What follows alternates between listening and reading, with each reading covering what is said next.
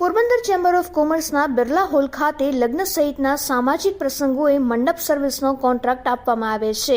તેમાં ચોક્કસ એક જ પેઢીને કોન્ટ્રાક્ટ ફાળવવામાં આવી રહ્યો હોવાની કાર્યપદ્ધતિ સામે જીતેન્દ્ર મદલાણી નામના વેપારીએ વિરોધ કરીને આંદોલન શરૂ કર્યું છે. જેમાં ખીજડી પ્લોટના ગાર્ડનથી બિરલા હોલ સુધી ઢોલ નગારા સાથે રેલી યોજી હતી અને ત્યારબાદ બિરલા હોલની બહાર ઉપવાસ માટેની છાવણીમાં પોતાનો વિરોધ વ્યક્ત કર્યો હતો.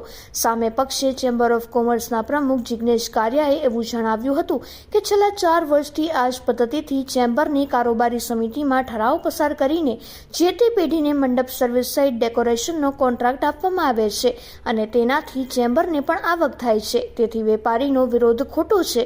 તેઓએ એમ પણ જણાવ્યું હતું કે લગ્ન પ્રસંગે એક દિવસે એક વ્યક્તિને કોન્ટ્રાક્ટ આપ્યો હોય અને બીજા જ દિવસે જો લગ્ન હોય તો મંડપમાં કઈ રીતે ડેકોરેશન માટેનો સમય મળે.